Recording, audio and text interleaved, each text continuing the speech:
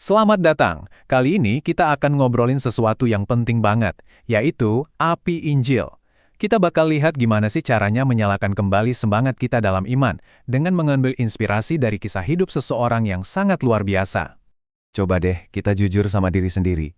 Pernah nggak sih ngerasa api semangat di dalam hati itu kok kayaknya mulai redup? Gairah yang dulu membara tiba-tiba rasanya hilang entah kemana. Dan ternyata, ini bukan cuma perasaan kita sendiri loh.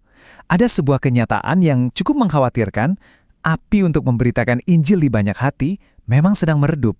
Penyebabnya macam-macam. Bisa jadi karena rasa takut, atau karena kita udah terlalu nyaman dengan hidup kita, atau ya simpelnya kita kelelahan. Tapi jangan khawatir, ada satu sosok yang hidupnya jadi teladan luar biasa tentang gimana caranya menjaga api itu tetap berkobar dengan dahsyat. Namanya Reinhard Bonnke. Kisahnya bukan cuma sekedar cerita masa lalu, tapi benar-benar jadi pelajaran gimana iman itu bisa terus menyala-nyala. Oke, sekarang kita akan bedah rahasianya. Kita sebut saja percikan api. Nah, percikan yang pertama, titik awalnya adalah sebuah hati yang digerakkan oleh Tuhan. Anda mungkin pernah dengar moto hidupnya yang terkenal, Afrika akan diselamatkan. Nah, ini tuh bukan cuma slogan yang penuh ambisi loh. Kalimat ini lahir dari keyakinan yang dalam banget. Dari apa yang dia yakini sebagai kasih Tuhan untuk sebuah benua. Dan ini nyambung banget sama apa yang tertulis di Alkitab. Di 2 Petrus dikatakan bahwa Tuhan mau semua orang bertobat. Jadi hasrat di hati Bonnke itu seolah-olah jadi cerminan dari kerinduan Tuhan sendiri, yang nggak pengen ada satu orang pun yang binasa. Jadi, pelajaran pertama yang bisa kita ambil di sini, gairah sejati untuk menjangkau orang lain itu bukan hasil usaha kita, tapi anugerah yang lahir dari belas kasih Tuhan. Nah, dari situlah semuanya bermula. Lanjut ya, ke percikan kedua. Setelah hati kita digerakkan oleh Tuhan, apa selanjutnya? Ternyata kita butuh yang namanya keberanian. Keberanian yang lahir dari keyakinan yang kokoh. Buat Reinhard Bonnke, Injil itu terlalu berharga untuk disembunyikan atau dibagikan dengan setengah hati. Dia percaya kalau kabar baik ini harus diproklamasikan dengan keberanian penuh tanpa rasa malu atau ragu-ragu sama sekali. Terus keberaniannya itu datang dari mana? Jawabannya ada di keyakinan yang berakar kuat pada kuasa Injil itu sendiri. Dia nggak ngandelin kekuatan pribadinya, tapi percaya banget sama kekuatan pesan yang dia bawa. Pelajaran kedua buat kita, saat kita benar-benar yakin kalau Injil punya kuasa untuk mengubah hidup seseorang, maka keberanian untuk membagikannya itu bakal muncul secara alami. Masuk akal kan? Oke, percikan yang ketiga ini sedikit beda. Fokusnya bukan lagi soal kemampuan kita sebagai manusia, tapi soal kuasa ilahi. Intinya adalah ketergantungan total pada Roh Kudus. Ini yang selalu ditekankan oleh Bonnke. Semua mujizat, pertobatan massal, atau kebangunan rohani yang terjadi di pelayanannya, itu bukan karena strateginya yang hebat. Sama sekali bukan. Itu semua diyakini sebagai karya murni Roh Kudus yang menjawab doa dan iman. Dasarnya dari mana? Ya dari Alkitab.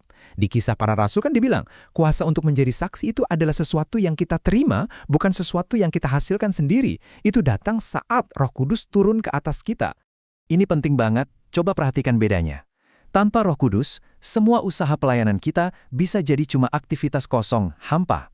Tapi dengan Roh Kudus, pesan Injil itu jadi hidup dan punya kuasa yang nyata. Nah, kita sampai di percikan terakhir yang keempat, ini soal daya tahan. Karena gini, api yang menyala-nyala itu pasti akan diuji. Jadi kesetiaan di tengah tantangan itu jadi kunci yang sangat krusial. Perjalanan Bonnke itu jauh dari kata mulus. Dia menghadapi penolakan yang keras, ancaman yang serius, dan berbagai kesulitan yang luar biasa berat. Tapi hebatnya, semangat di dalam dirinya itu dilaporkan gak pernah padam. Pegangannya apa? Salah satunya ayat dari Galatia ini. Janganlah kita jemu-jemu berbuat baik. Artinya terus maju, terus berbuat baik, bahkan saat hasilnya belum kelihatan. Jangan menyerah sama lelah atau kecewa. Dan pelajaran terakhir dari kisahnya adalah, terobosan dari Tuhan itu seringkali datang setelah kita setia melewati masa-masa sulit. Dengan kata lain, ketekunan kita dalam penderitaan adalah kunci menuju kemenangan. Oke, jadi mari kita rangkum sebentar ya, 4 percikan api yang udah kita bahas. Pertama, hati yang digerakkan Tuhan. Kedua, keberanian yang lahir dari keyakinan. Ketiga, ketergantungan total pada Roh Kudus. Dan keempat, kesetiaan saat melewati tantangan. Sekarang, setelah kita belajar dari kisah Bonnke, pertanyaannya balik ke kita. Apa panggilan buat kita semua? Jawabannya simpel. Menurut sumber ini, ambil api itu dan sebarkan. Inilah pesan utamanya. Yuk, kita sama-sama biarkan api Injil ini menyala kembali di hati kita masing-masing. Supaya lewat hidup kita, lewat cara kita bicara dan bertindak, dunia bisa melihat siapa Kristus itu. Dan untuk menutupnya, mari kita sama-sama merenung dan berdoa. Tuhan, nyalakan kembali api Injil di hati kami. Beri kami keberanian dan iman untuk memberitakan kabar baik-Mu sampai ke ujung bumi. Amin. Dan sebagai penutup, ada satu pertanyaan terakhir untuk kita bawa pulang dan renungkan.